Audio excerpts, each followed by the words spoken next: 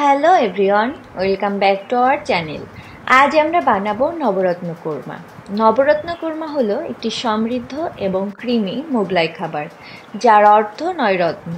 এর নবরত্ন নামটি এসেছে এর প্রধান ৯টি উপাদানের জন্য, যদিও উপাদানের সংখ্যা রেসিপি অনুযায়ী পরিবর্তিত হতে থাকে। আর আজ আমি বানাবো এটি সম্পূর্ণ নিরামিষ পদ্ধতিতে। চলুন প্রথমেই দেখে নেওয়া যাক আমাদের কি কি ইনগ্রেডিয়েন্ট লাগবে। প্রথমেই নিয়েছি ফুলকপি, ক্যাপসিকাম, গাজর, বিনস। এই সবগুলো সবজিকেই বেশ একটু ডুমু ডুমু করে কেটে নিয়েছি। আর নিয়েছি মটরশুঁটি আর সুইট কর্ন। পনিরও নিয়েছি বেশ কিছুটা পরিমাণ। আর নিয়েছি বেশ কিছু গোটা গরম মশলা, যেমন তেজপাতা, এলাচ, লবঙ্গ, দারচিনি, জয়ত্রী। আর গুঁড়ো মশলার মধ্যে নিয়েছি জিরে গুঁড়ো, ধনে গুঁড়ো, সাদা গোলমরিচ গুঁড়ো, গরম মশলা গুঁড়ো, এলাচ গুঁড়ো আর কাসুরি মেথি। আর নিয়েছি বেশ কিছুটা পরিমাণ কাজু আর কিশমিশ, ফ্রেশ ক্রিম আর দুধ। তাহলে আর কথা না বাড়িয়ে চলুন রান্না শুরু করি। রান্না শুরুর প্রথমেই আমি 2 রকমের পেস্ট তৈরি করে নেব। প্রথমে আমন্ড, চারমগজ আর পোস্তদানা দিয়ে একটি পেস্ট তৈরি করে নেব।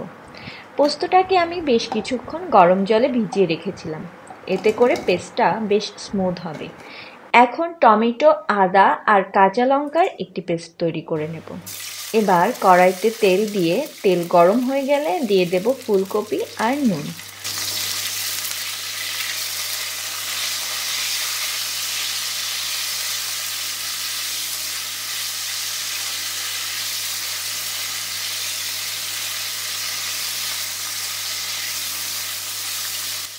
ফুলকপিগুলো কিছুক্ষণ ভেজে দিয়ে দেব গাজর আর বিনস।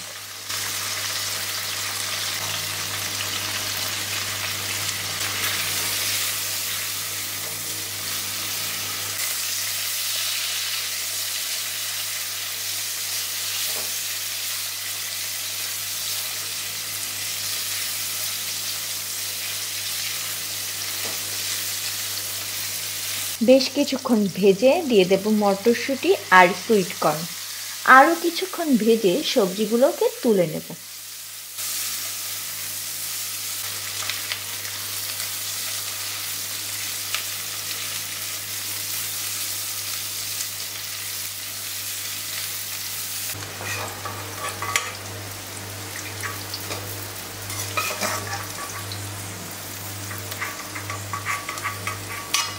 এখন ওই তেলের মধ্যে 1 চামচ পরিমাণ ঘি দিয়ে দেব পনিরগুলোকে।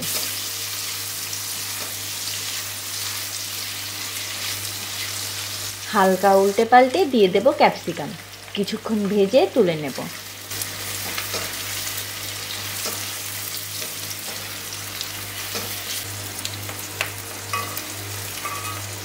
এখন কাজু বাদাম আর কিশমিশগুলোকেও ভেজে তুলে নেব।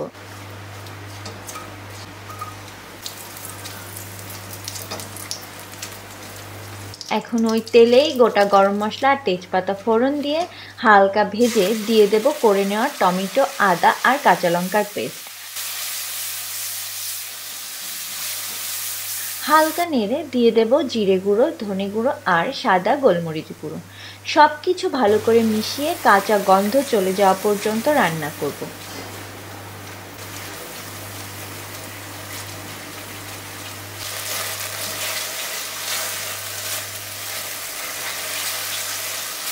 এখন দিয়ে দেব আমন্ড, চারমগজ আর পোস্তর পেস্টটা। দিয়ে দেব বেশ কিছুটা পরিমাণ জল। সব কিছু ভালো করে মিশিয়ে তেল ছেড়ে আসা পর্যন্ত কষিয়ে নেব।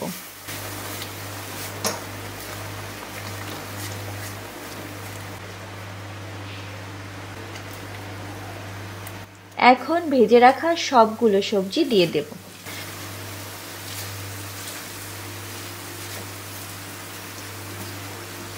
ভালো করে মিশিয়ে নিয়ে দিয়ে দেব দুধ। ফুটে উঠলে দিয়ে দেব পনির, ক্যাপসিকাম আর চিনি। আবার একটু মিশিয়ে নিয়ে দিয়ে দেব ভেজে রাখা কাজু আর কিশমিশটা।